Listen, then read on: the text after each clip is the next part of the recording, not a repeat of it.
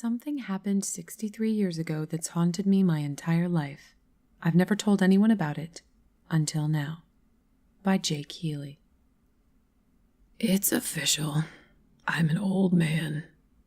For the last couple years, I've comforted myself by saying I'm in my early 70s, but math is simple and unforgiving. Today is my 75th birthday, and God, the years do fly. I'm not here for your well wishes. This is hardly a milestone I'm excited about. I'm glad to still be here, of course, but I find I have less and less to live for with every passing year. My bones ache, my kids live far away, and the other side of my bed has been empty for just over 8 months now. In fact, once I cast my vote against that goddamn Trump this November, I may have nothing to live for at all. So spare me your happy birthdays and your congratulations, if you please. I'm here because I have a story for you, and it's one I've never told before. I used to think I kept it inside because it was silly, or maybe because nobody would believe it. I've found, though, that the older you grow, the more exhausting it becomes to lie to yourself. If I'm being perfectly honest, I've never told anybody this story because it scares me, almost to death. But death seems friendlier than it used to, so listen close. The year was 1950. The setting, a small town in Maine. I was a boy of 9, rather small for my age, and only one friend in the world to speak of. And his family, seemingly on a whim, decided to move 2,000 miles away. It was shaping up to be the worst summer of my life. My pop wasn't around, and my mom was a chore whore. Boy, was I proud of myself when I came up with that one. So I wasn't apt to hang around the house. With some hesitation, I decided the public library was the place to be that summer. The library's collection of books, particularly children's books, was meager to say the least. But within the walls of that miserly structure, I would find no undone chores, no nagging mother, God rest her soul, and perhaps most importantly, no other children with whom I would be expected to associate. I was the only kid with a low enough social status to spend his precious days of freedom sulking amid the bookshelves, and that was just fine with me. The first half of my summer was even more dreadful than I had imagined it would be. I would sleep in until 10, do my chores, and then ride my bike to the library, and by bike I mean rusty log of shit attached to a pair of wheels. Once there, I would split my time between unintentionally annoying the elderly patrons and deliberately doing so. One pleasant lady actually interrupted my incessant tongue-clicking to hiss a "shut the fuck up" at me, the first time I ever heard a grown-up use the F word. Big fucking deal, I know, but in those days, it was unheard of. The dreary days turned to woeful weeks. I had actually begun praying for school to start again, until I discovered the basement. I could have sworn I'd roamed every inch of that library, but one day, in the far corner behind the foreign language collection, I stumbled across a small wooden door I had never seen before. That was where it all began. The door was windowless and made from oak that looked far older than the wall in which it rested. It had a knob of black metal that quite literally looked ancient. I wouldn't have been surprised to learn that it was crafted in the 17th century. Engraved on the knob was what appeared to be a single footprint. I had the sense that whatever lay beyond the door was forbidden to me, and therefore probably the most interesting thing I would encounter all summer.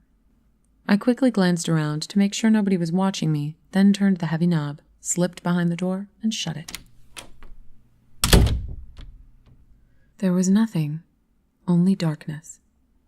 I took a couple of steps and then stopped, unnerved by the totality of the shadow which surrounded me. I waved my hands in front of me in an attempt to find a wall or shelf or anything to hold on to. What I actually found was far more subtle, a small string dangling from above, but far more useful. I grabbed it firmly and pulled it down. Back in the day, lots of light bulbs were operated with strings, and this was one of them. My surroundings were instantly illuminated. I was standing on a small, dusty platform that looked as though it hadn't seen life in quite some time. To my left was a crickety-ass spiral staircase, made of wood and appearing ready to collapse at any second. The bulb was the only source of light in the room, and it was feeble, so when I peered over the railing to see what lay below, the bottom of the staircase dissolved into the darkness. I was beginning to feel scared. This place, wherever I was, seemed to have no business in a town library. It was as though I were in a completely different building, but no 9-year-old likes to let a mystery go unsolved. Looking back, I wish I could tell my prepubescent self to turn around, go back, do anything else besides descending that staircase. You'll be spared a lot of sleepless nights, I'd say. But of course I didn't know that then, and I may not have listened even if I had. So instead of turning back, I took a deep breath, gripped the railing, and glared resolutely forward as I began my descent. The wood on the railing was dry and covered with splinters. I immediately let go, holding my hands out for balance as I carefully traversed the staircase. It was, or at least seemed, very long, and with only the dim glow from the string bulb far above me, my heart pounded mercilessly in the darkness. Even kids can sense when something isn't right, I think. They just don't always give a shit. By the time my feet reached the cement floor at the bottom, the light from the bulb above was nearly a memory. But there was a new light source, and God, I'll never forget it. Directly in front of me was a door, massive and a deep shade of red. The light was coming from behind the door, and it shone out in thin lines from all four sides, a sinister, dimly glowing rectangle. For the second time, I took a deep breath and went through a door I shouldn't have. In contrast to the dank room I entered from, the room behind the door was blinding. When my eyes adjusted, what I saw nearly took my breath away. It was a library, the most perfect library imaginable. I gaped in wonder as I stepped almost reverently further into the room. It was beautiful. It was smaller than the library above, much smaller, but it seemed to be almost tailor-made for me. The shelves were packed with brightly colored titles. Both armchairs in the middle of the room were exquisitely comfortable, and the smell, my God, the smell, was simply unbelievable. Sort of a mixture of citrus and pine. I simply can't do it justice with words, so I'll suffice to say that I've never smelled anything better, not in my 75 years. What was the room? Why had I never heard of it before? Why was nobody else there? Those were the questions I should have been asking, but I was intoxicated. As I gazed around at all the books and basked in the smell of paradise, I could only form one thought. I will never be bored again. In truth, boredom only hid from me for 3 years. It was on my 12th birthday, 63 years to this day, that everything changed. Before that day, I visited my basement sanctuary as often as I could, usually several times a week. I never saw another soul down there, yet strangely remained free of suspicion. I never removed a book from that room, but instead would pick up a particular volume wherever I had stopped reading during my previous visit. I sat, always in the same deep purple armchair, and always leaving its twin barren and directly across from myself. That armchair was mine. The other was, well, I suppose I couldn't have articulated it then much better than I can now, but it wasn't mine, that's for damn sure. On my 12th birthday, I arrived later than usual. My mom had invited a couple classmates and some cousins over to our house to celebrate, a gesture which I found more tedious than touching. Really, I just wanted to spend my birthday sitting and reading and smelling paradise. Eventually, our guests went home, and I made it to the library about 15 minutes before closing time. That didn't matter. The workers never checked down there before they locked up. I was free to stay as late as I wished. This particular night, I was devouring the final chapters of an epic adventure, knights, swords, dragons, and the like. I didn't smell it until I read the final words and closed the book. The once exquisite aroma of that room had turned sour. I sat for a moment unsettled. Objectively, I could recognize that the smell was actually the same as it had been before. That mixture of citrus and pine, I just perceived it differently, and I didn't like it anymore. It was a nasal version of an optical illusion, you know, the one that looks like a young woman glancing backward, but all of a sudden you see that it's really an old woman facing toward you. You can't unsee that, and I couldn't unsmell this. The spell was broken. The odor also seemed, for the first time, to be coming from somewhere specific. With a fair amount of trepidation, I stalked around the room, sniffing the air like a crazed canine until I came to a shelf near the back. The shelf was perfectly normal, with the exception of one title, a large, leather-bound cover of solid faded maroon with one striking black footprint at the top of the spine. This was the source of the smell. I opened the front cover and saw one sentence scrawled neatly in blood-red ink atop the first page. "Rest your sorrows down, friend, and leave them where they lie." I stared at this sentence, mesmerized, as I began to retreat to my chair. I turned a page. Blank. The smell became stronger. Another page. Blank. And the smell grew stronger still. I stopped for a moment, suppressed a gag, and continued walking.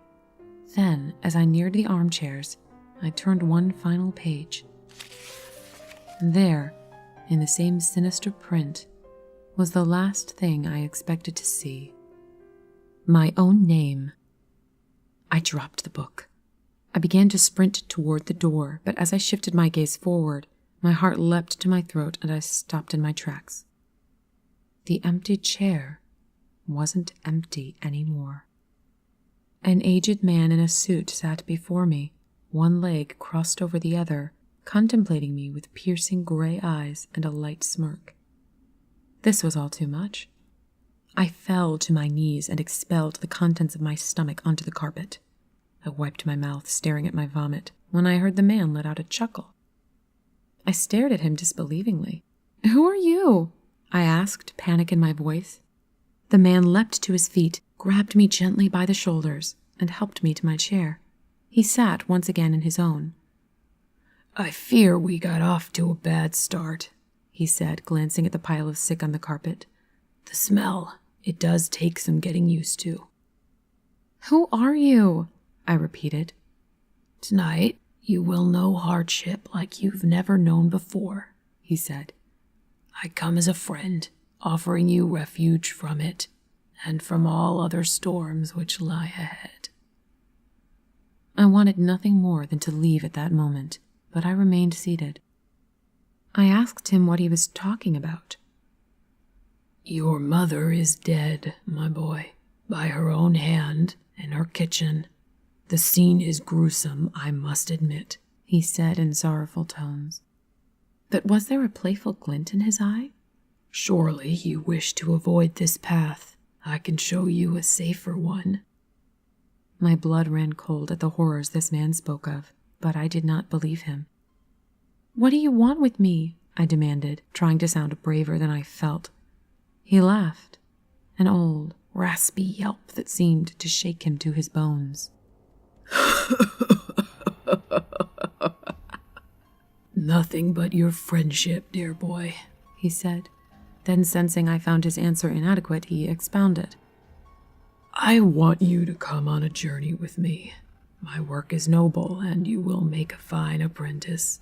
And maybe when I'm done," he sighed tiredly, running his bony fingers through his thin white hair, "maybe then my work can be yours."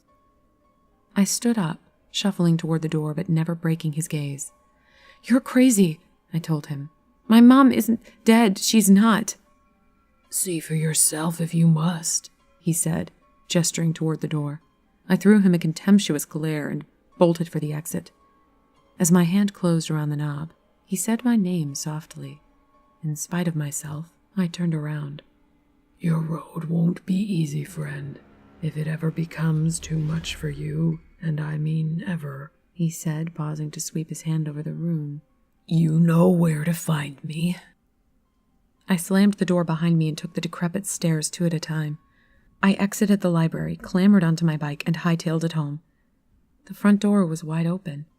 I dismounted, leaving my bike in a heap on the ground, and approached the house cautiously. The old man was lying. He must have been. Still, tears began to sting my eyes. Heart pounding, I stepped inside and called for my mother. I heard no answer, so I turned into the kitchen. To this day, I don't know why she did it. I've lived in that small town in Maine my entire life, although I've kept mostly clear of the public library. Once, in my late 20s, I summoned the courage to step inside. Life was good at the time, and my fear had begun to morph into idle curiosity. Where the door to my basement sanctuary once stood was only a blank wall.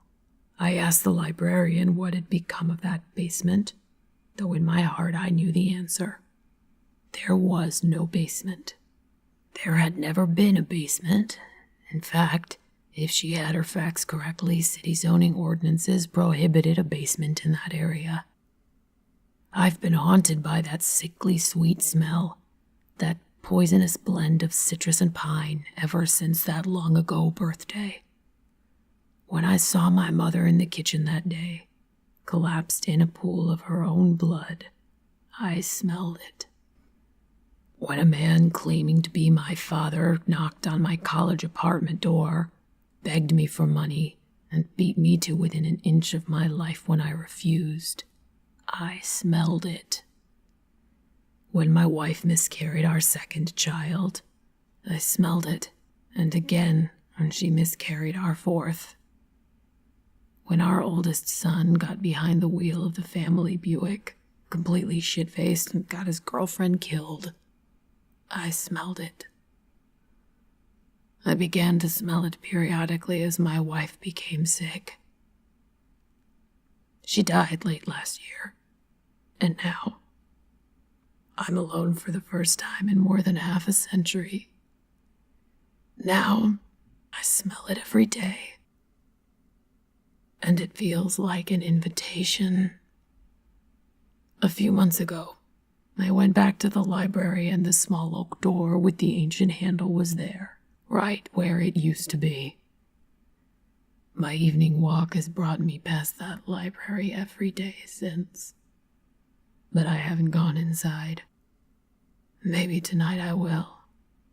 I'm frightened to die, yes, but lately I'm even more frightened to keep living. The old man was right. My road hasn't been easy, and I doubt it will get any easier. Rest your sorrows down, friend, and leave them where they lie. He promised relief, a refuge, he said. Was he right about that, too? There's only one way to find out. After all, I still know where to find him.